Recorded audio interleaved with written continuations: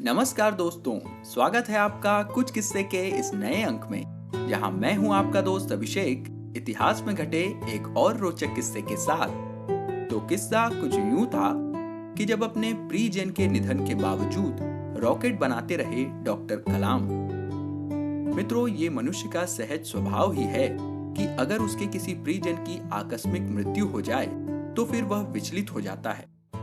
फिर उससे कुछ समय तक सामान्य सोच या बर्ताव की अपेक्षा नहीं रहती, क्योंकि वो जाने वाले के मोहपाश में अपने विवेक पर नियंत्रण नहीं रख पाता। किंतु जो लोग महान होते हैं दोस्तों, वे ऐसी विकट स्थिति में भी अपने विवेक पर पूर्ण नियंत्रण रखते हुए देश या समाज के लिए अपने महान उद्देश्य में जुटे रहते हैं। पूर्व राष्ट्रपति और महान वैज्ञानिक डॉक्टर एपीजे अब्दुल कलाम भी ऐसे ही विरले व्यक्तियों में थे, जो बहुत भावना प्रधान होने के बावजूद अपने प्रियजन के चले जाने पर विचलित हुए बिना रॉकेट बनाने का काम करते रहे। दोस्तों, किस्सा सन 1974-75 का है।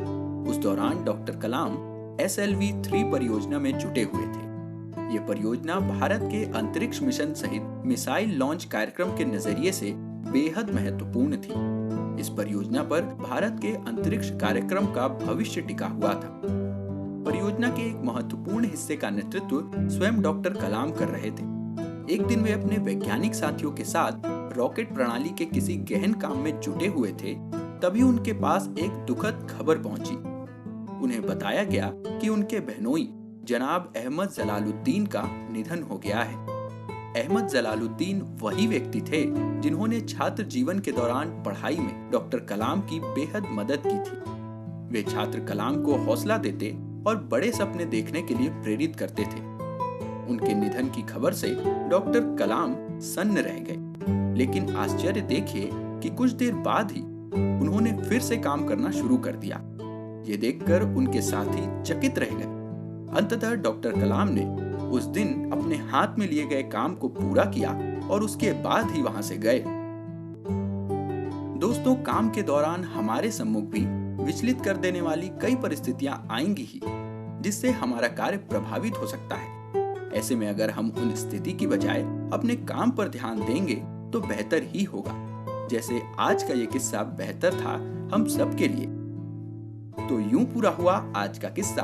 अगर आपको ये और हमारे पिछले किस्से पसंद आ रहे हैं तो इसे अपने यारों दोस्तों के साथ जरूर शेयर करें। अपनी प्रतिक्रियाएं हमें कमेंट्स के जरिए बताएं, और अगर इसी तरह के और भी रोचक किस्से आप सुनना चाहते हैं तो हमारे चैनल कुछ किस्से को फॉलो या सब्सक्राइब करें और नोटिफिकेशन जरूर ऑन कर लें, क्योंकि अगले किस्से में आपको बताएंगे कि संसद में हुए हमले में किसने अपनी बजाय दूसरों की सुरक्षा को दी थी तरजीह। तो दोस्तों, आज के लिए बस इतना ही। जल्द मिलेंगे इतिहास में घटे एक और दिलचस्प किस्से के साथ। तब तक के लिए अपने दोस्त अभिषेक को दीजिए इजाजत। नमस्कार, जय हिंद।